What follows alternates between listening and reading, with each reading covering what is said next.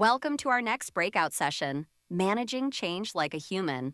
Here to moderate is Lattice's Senior Manager of Activation, Farrah Holland. Hi, everyone. I'm Farrah Holland, and I am a Senior Manager of Customer Experience at Lattice. And before we get started, I just want to keep the momentum going from that amazing session that just left off. I'd like to invite everyone who's able to stand with me, including my lovely panelists. So to kick this off, I just want to stand for a moment. You'll be able to take a seat, I promise. I just want to take a moment and have everyone in here ground yourselves in what makes you an amazing human. What makes your colleagues amazing humans? What are the strengths that put you in this people leadership position that you're in? I want to anchor ourselves in that because now more than ever, it is so important that we're rooted in that because it's not just our jobs to execute on the changes that we're deploying. It's our job to guide through as humans and help the humans around us see what's next and make it to the next chapter with empowerment and confidence and certainty in a time of uncertainty. So, without further ado, I appreciate you standing up, joining me in that kickoff.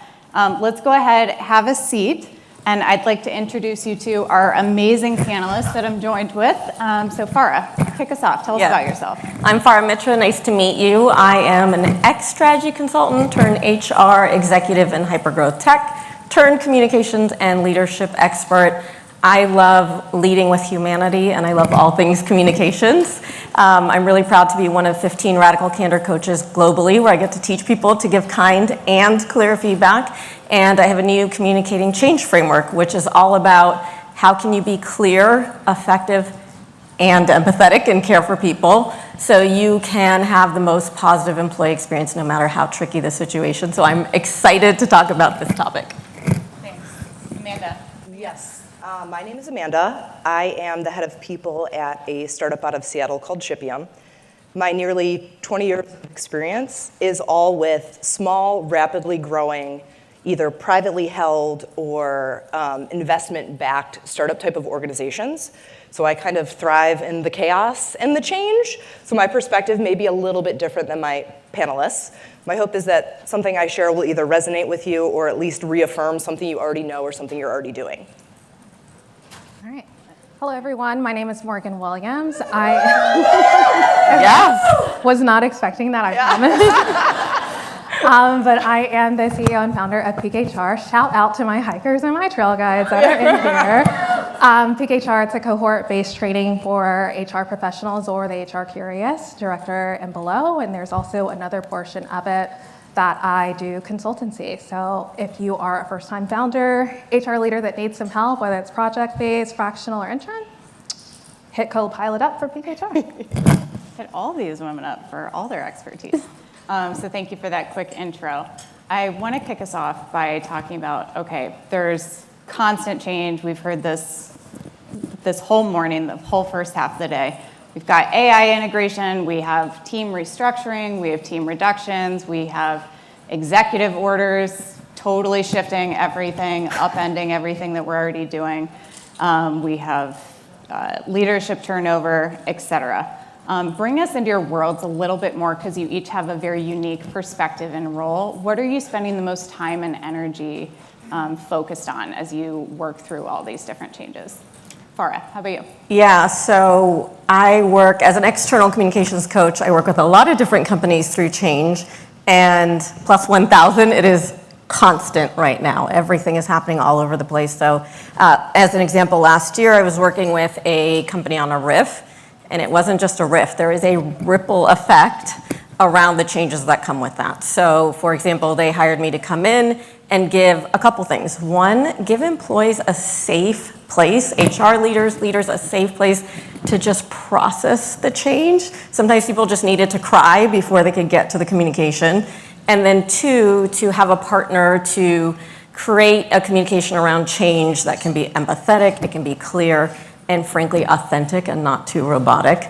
But Sarah, what I can tell you is the number of changes was so immense. It was, you are getting laid off. You might be getting laid off. We laid off so many people that our function can't even help you anymore. Or we laid off so many people that now you need to do more work, which is extremely hard to communicate. So I think from my vantage point, one of the things that's really important to remember is in a high-performing company, and if you care, please know that it's not just the riff. There are ripple effects that last a really long time where you really need to support employees through all the effects, not just that one moment in time. I think to your point with that, it's also like don't get distracted by the shiny stuff. There's so many things that are happening right now. There's so many new technologies, and I think that this is a great time for you to audit what you actually need, not just like because that's super cool and you want to do it. Like, do you actually need that? And I think it's a good time to get rooted in your values, your missions, things like that, so you can tie those to your why and give that context. I think the other portion is change is inevitable, and we have to understand even from like a biological level, we do not like change. You know what I'm saying? Like we fight against it. And so, like you said, it's acknowledging that moment, giving people a moment to breathe, and also say, hey, regardless of whether you like it or not, realistically, we are going to be doing the change. So I do need you to get on board, and this is what we're going to be doing. And I think when you can acknowledge that, give people space and time to process that and say, hey, change is uncomfortable because it is, then you're going to get that buy-in in a whole other different type of way than just moving forward with the change and people not having that chance to process. Yeah, for me, it's a little bit different, but to what you said, it's like being comfortable with the uncomfortable. Change is hard. It's not nice or feel good for anybody. But the other half for me, because I'm in this scaling startup environment, is the framing part of what change is supposed to be, right? So like a lot of my time is, do we have the right people, the right processes, et cetera, the right tools? But really, it's the framing from the beginning that we are evolving. We are changing because that is what's required to be successful. If you're not evolving, if you're not iterating, if you're not continually improving, then you're not at the right place. Because for a startup to thrive and survive, you have to have that mindset of evolution. So it's really framing that from the beginning with every employee on every level, not just your people managers or your leadership team.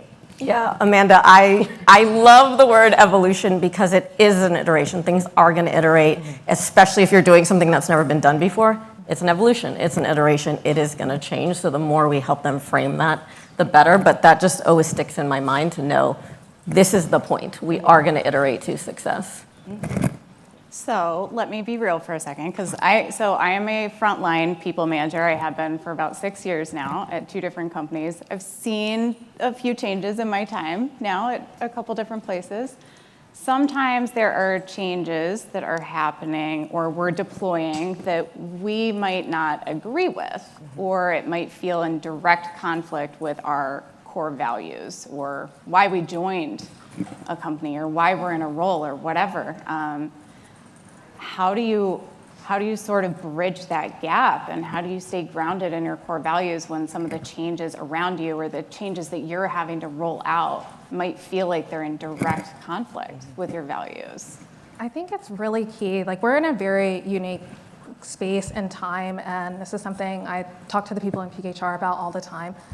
You are so much more than your job. You are so much more than your title. And I think we have to stop tying it around there and understand, once again, that change is inevitable. You are not your company. And so I think that that's really important to understand that companies are going to pivot, you know? And I think this is a great time to get on board with your CEO or stakeholders to talk about that. But I think you have to have your own values alignment and understand your own morals and ethics and decide, one, personally, what you will and won't do. But I think the other portion is that you are coming to work. It's a trade. You're getting paid for that, and understanding that disassociation from that. But being real with your leaders, that you put me out here to say we're going to do this and we're really investing in it, and now you want me the same face that's going to say we're not. Like, what does that do to my respect? What does that do to my integrity and how people see me? And so I would say utilizing that as like a conduit to talk about why are we actually doing this change and what are we saying, and should we pause? It gives space for that. And think about your own personal values, but we just have to stop tying ourselves to companies, so when they make these changes, it won't feel so disillusioned, because I know who I am, you know what I mean? Yeah. I'll share my somewhat embarrassing story, but it's all good. So to Morgan's point about defining yourself and knowing who you are, and we are not our company, I remember when I worked in my first hypergrowth tech company, and it was 6 a.m. to midnight, working really hard, trying to build this thing, and someone said, "How are you?" And I said, "Medalia's fine." I used the name of the company to respond to how I was. I was so tied to my work. My identity was tied to my work. I actually did a lot of coaching, which was really helpful. Like now I know I am a mom, I am a friend, I am a mother who supports other people. But to your point, Morgan, like now I know my mission statement, and my mission statement is I'm the warm support that helps people to get to where they want to be, right? And that is a part of my job, right? But it is not who I am. So I don't know, for me it's felt really grounded, but to come from answering that the company was fine to how I am was, you know, we can get really tied in because we care. Yeah, and it's important to just remember we're people too. Like the change impacts us as well. And I feel like we need to carve out our own space to process or figure out what that means, and then toe the line between advocating for the employees and then balancing the needs of the business. Yeah. Because we are in that unique position where we're kind of the outsider, and that we have to have the hard conversations or build out the comms plans or relay the information. And a lot of times it gets lost that like, hey, we're employees too. We're people too. This impacts us too. So I think leaning on relationships and leveraging the trust you have with your people leaders or your leadership team can help also reaffirm how you feel if you carve out space to kind of process the change in advance. Yeah, and you have to know what you need, right? So when I would do a hard termination, I would block my calendar 30 minutes before because I didn't want to race into a meeting like that. I needed to be grounded. And then afterwards, you like carve out that 30 minutes. You are not running to the next thing. Or I knew that day one of communicating something hard, I was strong and I wanted to be strong for people. And then day two, I always cried, right? Yeah. So I think also having that self-awareness of how you manage change and how you manage change as a leader and as an employee who's impacted, and like really make that space for yourself, I think we're human. We have to have humanity in this or we'll burn ourselves out. Yeah. So thank you for talking about being, human and being imperfect. So I like to joke, and my peers will like this. As a frontline manager, I'm sure I'm part of the challenging line of people that you have to orchestrate, right? Or you have to work with and guide people through. What are some things, but we're also part of the solution. We're a big part of the solution to making it through changes successfully. What are some things that you see some organizations or your clients maybe fumble or get wrong, and what are some of the things that individual managers or leaders oftentimes get wrong when they're trying their best? Yeah, I can take this because I'm passionate about this. First of all, Sarah gets chosen for these panels because she's one of the best leaders out there, so I know you're good at this. For me, it is overconfidence. It is building overconfidence in people, and sometimes that's counterintuitive. Like you want to build confidence in people when you roll out change, but just as an example, I worked with a company where they were constantly doing strategy pivots. It's a very early tech company, and so they were always doing strategy pivots. Those always ended up in reorgs.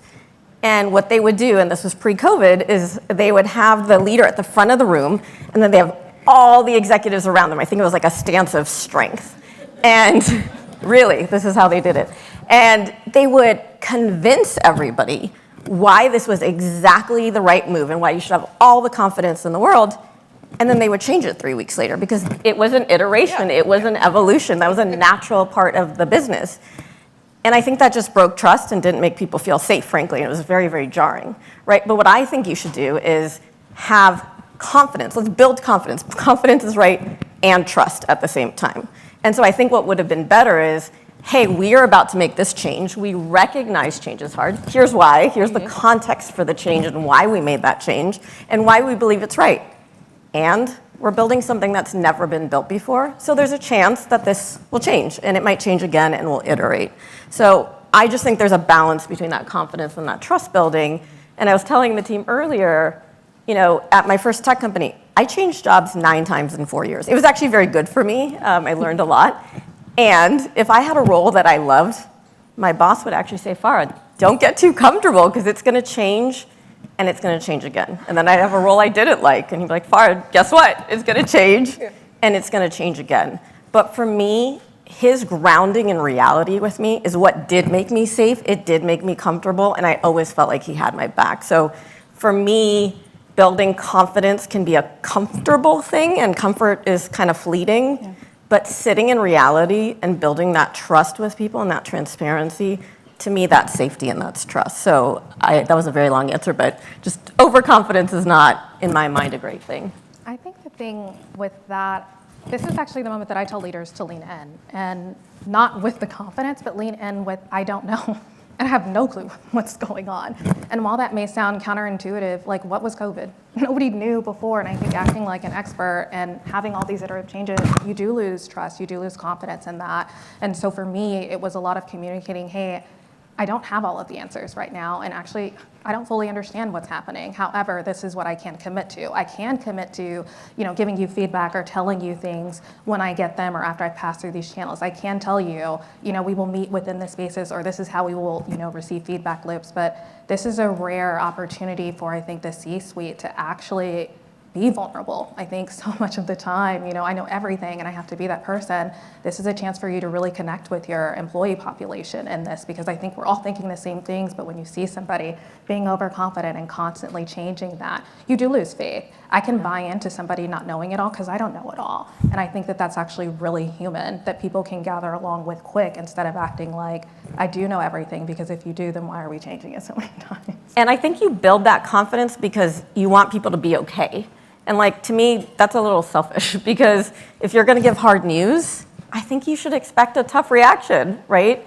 And you can prepare and be really intentional in your preparation, and then you can be a human and help people in that moment. But we should expect a hard reaction if there's hard news, and then role model that vulnerability where you do and don't know things. And then when you need to change, they're already bought into it, because you've said, hey, I don't know what's going to happen and this is what we're going to do. So you've already kind of level set. You've got them on the ground to accept the change that is potentially coming in this way that can be helpful. So if things do have to change, you don't have to reframe it all the way or break down something you've built. This is just a new infrastructure that we're continuously building. And so I think that it's a powerful way to not only connect on a personal level, but this is one of the rare opportunities that we don't get a chance to see the C-suite be human. Yeah, and I think that ties into my thought behind that, which is you need to make sure that when you're trying to roll out change, you're talking with your managers and giving them the space to kind of work through all of that stuff first, right? Bring them along with you, give them space to ask questions and understand context and all of that before you release them out to cascade the information.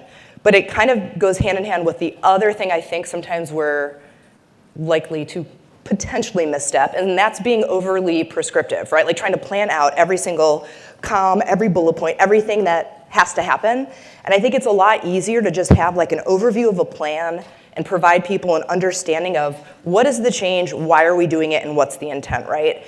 And what has worked for me, at least in this most recent position that I'm in, is kind of holding these meetings with your people managers and then coming up, we have something called a manager toolkit, but coming up with the FAQ based on their feedback to make sure they start feeling comfortable knowing they're gonna have this uncomfortable conversation.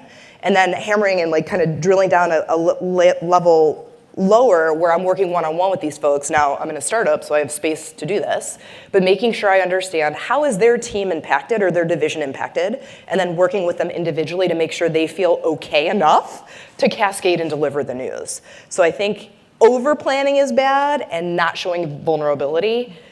It both of those things can really kind of screw up this whole rollout or comms process with change. And then Amanda, you have to give, like what you said, one is, you have to give people space to process, but I don't think it's just that change, right? Mm-hmm. So that company that I worked with on the RIF, they still have me today because from that RIF, there have been strategy changes that are hard for people. There have been people who changed managers. There have been people who came to me and said, look, my new manager doesn't care about my professional development the way my old manager did. And you can't know that within week one. That takes time. And someone else came to me and said, man, my new manager totally messed up my promotion and I'm so upset. This is so meaningful to me. How do I have that conversation with that person when they are my brand new manager? So to me, it's space to process in that moment. Like you said, don't just give the comms plan out before, which a lot of people do.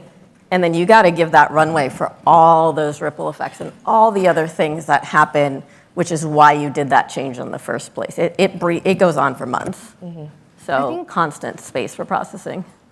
And going with that and thinking about really the comms change and what does that look like, putting yourself in people's shoes. I think one of the problems that happens horribly Our mass comms. What is important at the executive level is not important at the manager level. It's not that. And I think we really need to almost individualize comms for levels. I think that's really important. And also, instead of just broadly speaking about the change, how does this change affect this level? Like, make it personal to them so they can understand. That may be very different, but that's how you also can show the intentionality behind it. That's how you can get me bought in. And I understand what's going, and you've taken the time. I think too often it's these mass, big, generalized comms, and then you're trying to read between the lines of like, where do I fit in, or does this apply to me? So when we can really start taking some time to understand, this was written for me and my job, you know what I'm saying? It's a way that as people leaders, we can be super intentional and impactful, especially in a change that's already disorienting. So it's just another way to connect that, and that's something we did for the Macy's RIFs. It was 20,000 people, massive amount.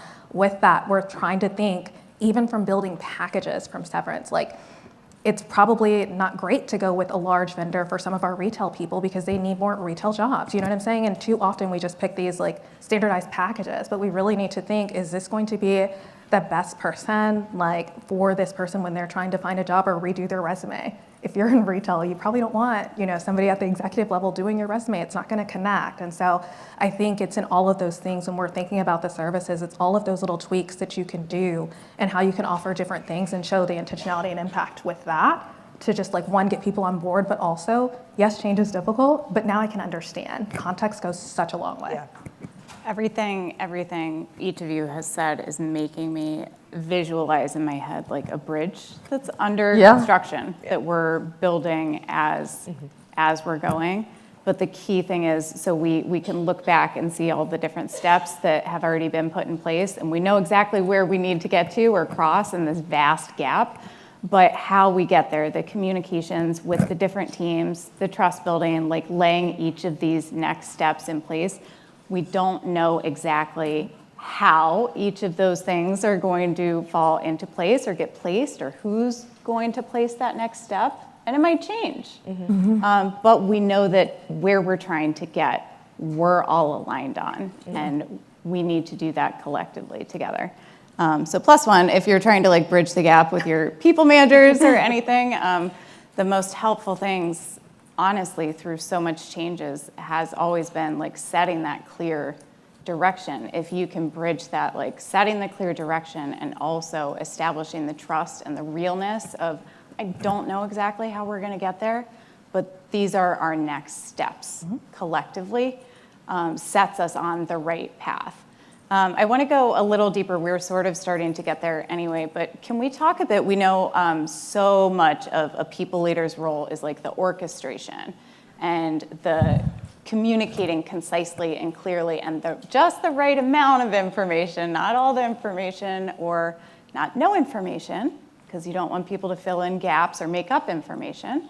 What are some of the key pillars that each of you incorporates into your change management that you roll out with your clients or at your organization? Farrah? Yeah, you know I want to answer this question. I do. I can see you, Tom. So I care deeply about communicating change. So the communicating change framework that I built, one of the major pillars is not just communicating the facts and knowing what people's needs are. And the key way to do that is to ask yourself, like, what do I want this person to say and feel afterwards? So sitting in reality, and I'm sorry we use riffs as our example, but if you have a tricky change or a riff or whatever it is, the reality is they're probably gonna say this sucks, right? That's just real, right? It sucks, it does suck.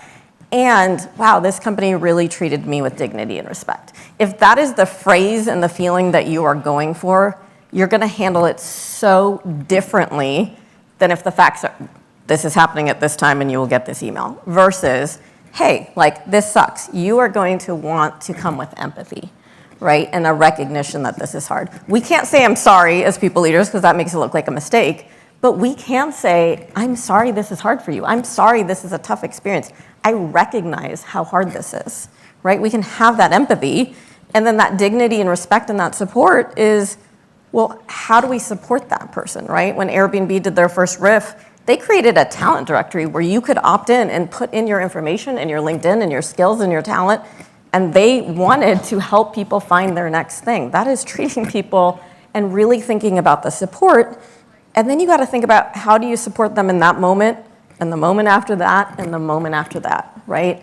And so to me, if you think about what you want that person to say or feel, you're really going to be able to craft a communication that will create the best experience you can given the circumstances.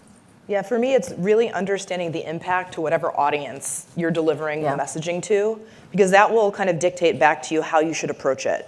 What do you need to provide for support? How is that, or what is the planned potential reaction from those folks that are getting whatever the change information is, and also providing them space to have whatever that reaction is going to be, right? People process, to your point, in all different manners and ways, and it's understanding that, you know, it could be retail front-facing folks where if they lose their job, they can't pay their rent or feed their kids, versus long-term goals in support of a high-level white-collar worker where you're actually networking them into the next potential position. So that understanding what the actual overall impact is going to be will help you start to figure out what you need to put in place to support those employees. And you could be the most prepared person in the room and you don't know how it's going to land for someone, right? And so my favorite boss always taught me, like, the first reaction is not going to be the last reaction. So if I had to do a really hard termination, there were times where someone would be really angry the first day and really calm the second day, almost relieved, or the opposite. And I think what I've learned is we have to, and this comes from radical candor, is you have to meet that emotion with compassion, and you have to ride the wave of people's emotions, because we are human. We are not going to be robotic about changes. And so the more you can know that it's the first one's not the last one, and it is going to be a journey, and we have to be there on that journey, and same for yourself of processing your own feelings, I think is so, like, super important. I think context. If something is going to happen, even for me, I want to know why. Like, I am very curious.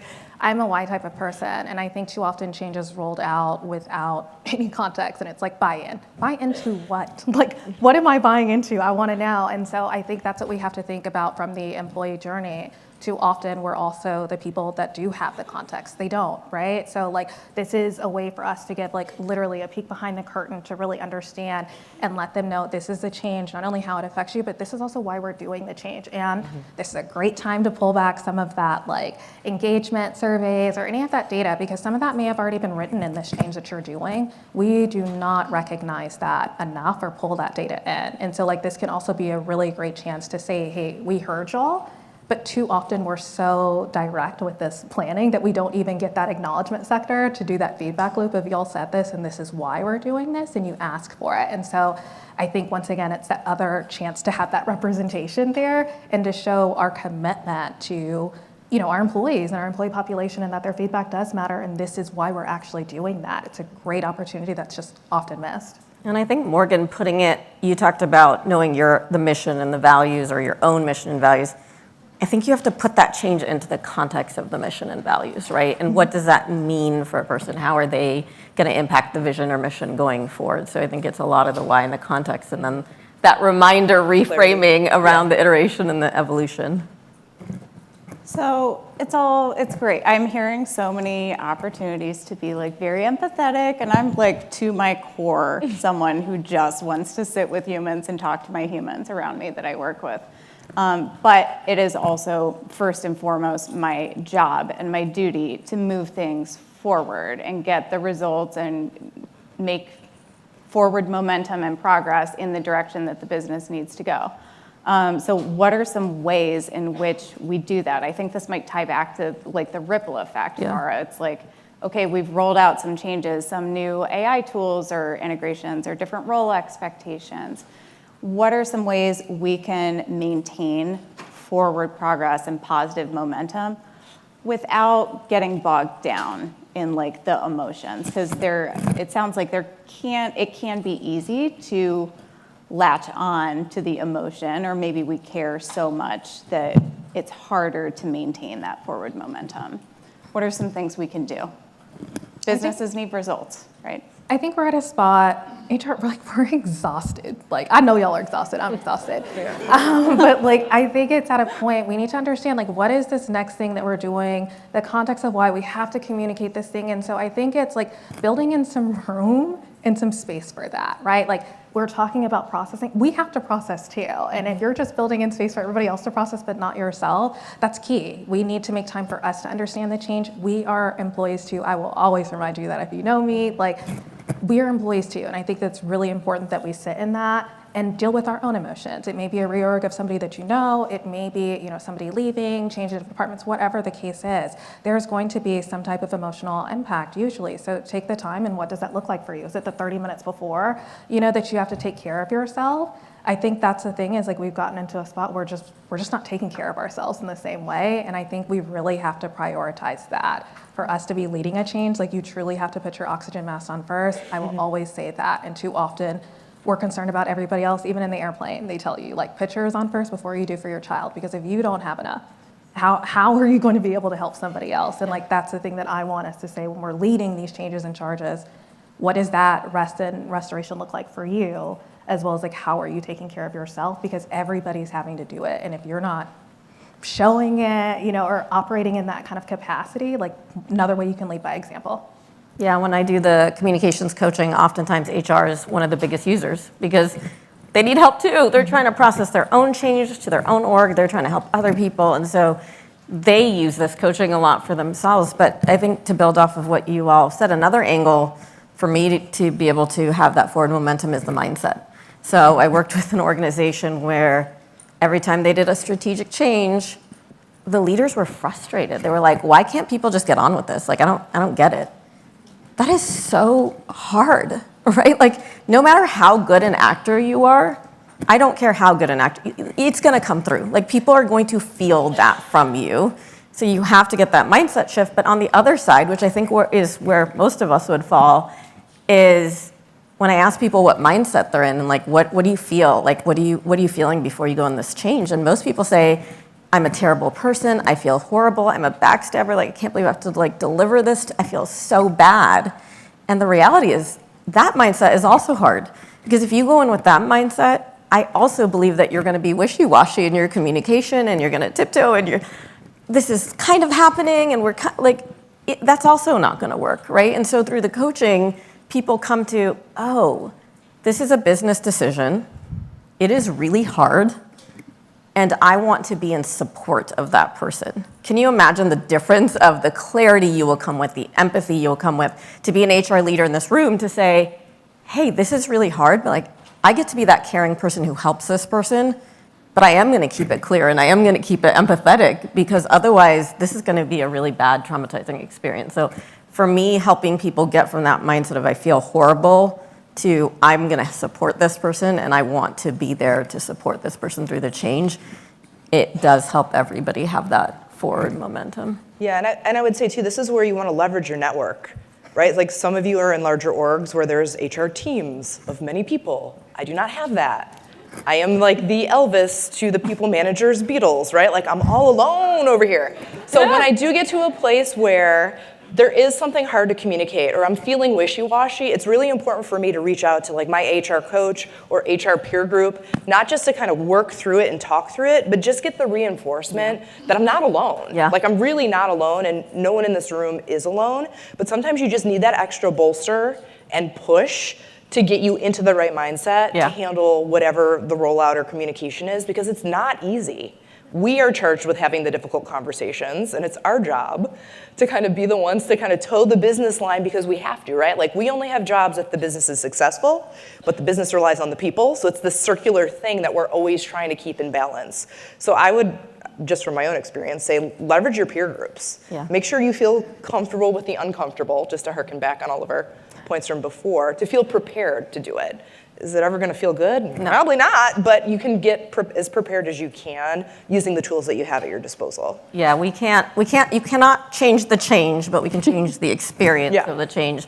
And Amanda, people will always say like, so are people outsourcing change to you? And I'm like, no, they're not outsourcing change. You can't outsource change, but sometimes your HR team needs leverage, or they need support, or sometimes people need an external space to come and say, like, this completely blows, I totally disagree with this, and I want to be able to deliver, I have to deliver this, so how can you help me get to a place that's authentic and help me get into that mind space? But you can't outsource this stuff, but you can leverage help and leverage expertise to be able to help you, whether it's your peer or internally or an external coach.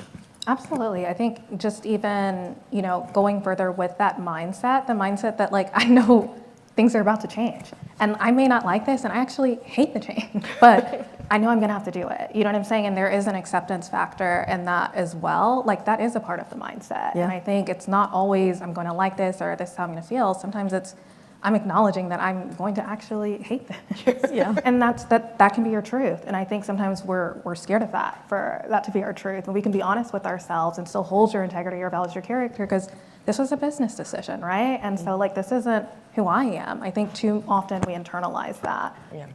Yeah, Morgan, my coach said to me, because I'd get frustrated with stuff all the time, and my coach said, you're throwing your hands up at reality. Reality is reality, and then now you have the choice for how you want to move forward, right? You get to decide how you want to move forward. And it is hard. There's no all the recognition in the world that it's hard. And I think to this reframe, to tie it all back again, my favorite boss would always say, Farrah, it's going to change, and then it's going to change, and it's change again. That actually prepared me every time a change came because I knew. It doesn't mean it was hard, but it did make it better. We can't change the change, but we can change the experience of the change. I love that so much. Farrah, it's reminding me of, I think there was a specific one-on-one question that we were talking about that you can give your managers where it's like, correct me if I'm wrong, if I'm misrecalling, but I think the question was, what is the obstacle that's in your way right now? Or something to that effect. Yeah. There's a question there that allows your team members to have the space to feel maybe their feelings are the thing that's in the way right now. And then we can talk about the mindset shifting tactics. Yeah. In Radical Candor, we call it a go-to question, which is like open-ended and specific. So you're not like, how do you feel about the change? Okay, that's the broadest question in the world versus, hey, what's one thing that really worries you about this change? What's one thing you feel good about this change? What's one thing that's keeping you up at night about this change? That's going to get an answer, right? It's specific enough. It shows you care versus just throwing out there, well, this is hard, how do you feel? Versus like, hey, what's one thing that's really worrying you about this change? Yeah, I love that. Amanda, how would you coach your managers to ask people to keep moving along towards results? Managing the managers. That's how I refer to it. It's being always bringing them back and being clear around why is the change happening, right? Like especially in a startup, there's just not time for a lot of backsliding as far as like getting caught in emotions or being tied down or getting kind of buried in some of the team dynamics. So it's always trying to make sure that they understand the clarity and they have the tools to be able to communicate clearly back to their team. Because I think it's really a disservice to allow people to kind of spiral. Like if their team starts spiraling and then they start spiraling, it's like trying to get them to recenter around the whys, the how, the impact, so that they can then recenter themselves and then recenter their teams. Easier said than done, but I mean, it is a lot of direct work and leveraging relationships with the managers so that they can feel comfortable to regroup. And they give you data, right? Like to me, someone said to me, fear is the absence of data, right? Or that safety comes from knowing. If your first stop is the managers and the leaders to get them through that change, you need to pay attention to what's happening for them because the people below them, they have the least amount of information typically, and they are the last one to find this out, right? So you got to pay attention to the data that you are getting in the questions and do something about it. Incorporate that into your communications and how you move forward.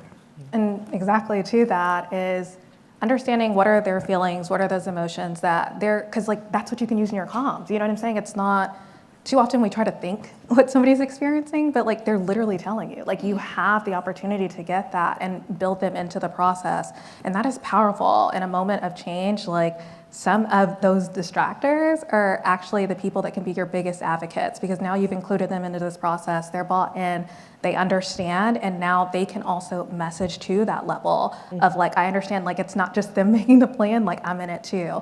And that brings a lot of buy-in that's gonna continuously happen. So I would say like, when there's change, there's often a lot going on for us. This is a great time to start like delineating some of this stuff, adding other people in here that can help craft a better message that's going to be relatable. We don't have the same stressors as every employee in all these levels, and we don't know. So what are those specific questions so we can understand how something is powerful or what's not, so we know what to include into the messaging? What are your fears? This is a great feedback loop just to include people. Yeah. I love it. So we want everyone in this room in their respective roles as leaders to go on and have an incredibly positive ripple effect and guide their teams through all the exciting and uncertain changes that have yet to unfold in front of us. What is a key reflection or prompt, self-reflection or prompt or like baton of wisdom and strength that you would like your peers in this room to walk away with? Yeah, I'd say, and it might be a broken record on this, but just use your humanity. You could be the most prepared person in the room. Please be intentional with your communication and know you can be human with people in that moment. And part of being human is making sure you take that space for yourself and then make that space for others. Yeah, for me, it's just the reminder that we're employees and people too. So it's really important that we carve out space for ourselves to process what we need to process and to give ourselves grace. And if you have to pull yourself out for a minute to process all that stuff and then come back in the game ready, then that's what you need to do, but never leave yourself out of the equation. I wrote this quote on here to make sure that I say everything exactly right, because it is definitely not my quote. I got it from Twitter. But with that being said, I would say this is like a reflection moment that I think we should always think about. I think about it. I tell the people in PeakHR to think about it too. And the quote is, if you could not mention your profession, anything you own, who you know, where you live, any awards, how would you answer the question, who are you? And I think that's something you'll need to think about constantly. I think that's why we're having the issues with layoffs. I think that it's too much association with the company, but we're so much more than these companies. And I started it that way and I want to end it that way. Please ask each other, throughout this and simmer on that. Your answer will also change, but we are very unique in this place. And I just want y'all to really hear that question again. If y'all want the card, I can hand it to you. Yeah. That's what it is. I just want us to spend some time there. I love it. Love that. And for further reassurance, the World Economic Forum even validated just how critical it is that all of us as leaders and employees lean into developing these skills of adaptability and resilience and transparency and our ability to keep moving with change and think creatively. So thank you for sharing those nuggets. And I know that everyone's going to walk away a bit more empowered and clear and confident in how they navigate things. We do have some great questions that I want to pose to all of you. So when there are major changes in an org where transparency isn't constant, how can managers be transparent without sharing too much and maintain confidence and trust? Think about it like a go-to-market plan. I think this is a great opportunity to think about when you're launching a new product, when you're launching, there's typically roadmaps with this. There's feedback loops, there's sprints. If you don't know about this, talk to your product team. Talk to somebody in engineering. They can help you iterate because they're used to these constant changes with tech. And so I think that you're adopting that mind frame. Jessica Swan, great book, People as a Product, but it's that mindset that you're really tapping in. It's always going to be agile. You're going to need the change and understand where there are feedback loops and when this is maybe important, but we're not going to address it right now. So it's on the map. Product teams do that very well, and there's a lot we can learn from them. Any additional thoughts on Morgan's? No? Okay, next question. When there are major changes in an org where transparency isn't constant, how can managers be transparent without sharing too much and I'm sorry about that. Cut me off. It's okay. Repeating myself. Do you have a favorite change management framework that you recommend someone learn and use for a large scale change, like developing and executing an AI strategy? Farrah? Yeah. I have a communicating change framework that I'm extremely proud of. So anyone can hit me up afterwards and I'm happy to geek out and talk about it. But it goes through a lot of what we talked about today, which is, being able to know the facts, because it is very easy to convolute or confuse or damage when you are intertwining different things.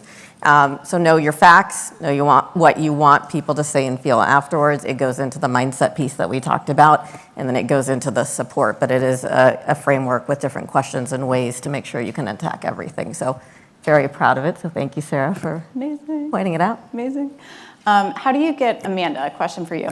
How do you get leadership buy-in and support on pushing back on multiple changes that will significantly affect the organization? Oof, yeah. Buy-in, always a hot topic. Yeah, I think it's really understanding what that member of leadership, what are their specific goals and what matters to them.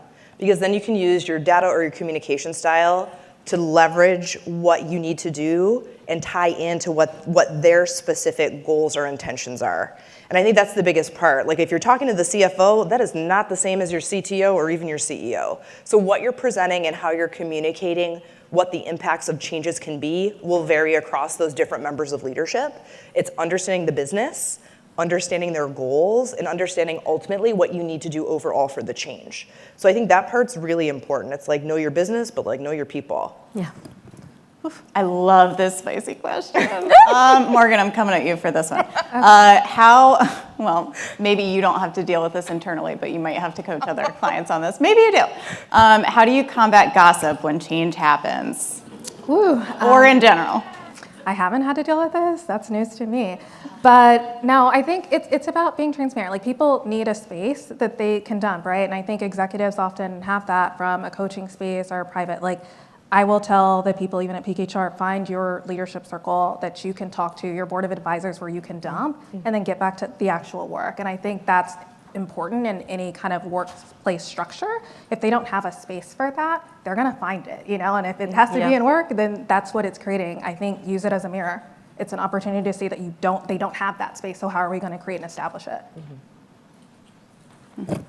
How could you, Amanda, for you, could you discuss how to coach long-tenured employees in organizations to manage various types of change, such as organizational, product-related, or general? Yeah, for me, this is leveraging that individual relationship I have with that member of the leadership team and understanding kind of their motivations and how they accept and process change. So if I understand that and can leverage that, it makes it much easier to work with them and really show that I am partnering to support you. I'm here to make sure you succeed. And I think that's something I sometimes have to remind folks that are a little bit more resistant to change. It's like, look, I understand this doesn't feel good and that you maybe don't want to do this, but remember, I'm here to make sure that you have the tools, people, processes, et cetera, to be successful. So let's partner together to make that happen. Yeah. And then tap into and pull on their own strings of motivation and their own styles of communication and how they process change. But it's just important to know how that member of leadership or management functions and communicates, and then using that and leveraging the relationship to really support and partner with them to push things forward. Yeah, I feel like when I do the coaching, people come in with a template and they filled out a bunch of things and they've done a draft communication and they think we're gonna get straight to the words, and we don't. We start with, how are you feeling about this? What are you the most worried about in this equation? We make sure that we get to a mindset where they're ready to support and feel comfortable and confident in wanting to support versus feeling like they're horrible or a terrible person. How do we shift that? Then we can get to how we want them to support in a way that's authentic to them through their motivations and the things they care about the most.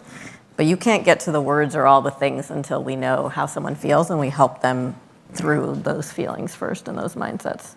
Well, I think that's maybe a great place to end because we've been talking about managing change like a human. So first and foremost, we have to deliver on our business results, but also how do we make space for the reality that we all have our reactions and we're not tethered to them. We're not tethered to anything, and we can move forward while also remaining human and flawed and imperfect, but also become stronger through all these changes, exciting or scary. So you three are amazing and so inspiring, and I have certainly learned a ton from you, and I hope the audience here has learned a lot to help bridge the gaps maybe between people leaders and frontline managers. But thank you so much, and yeah.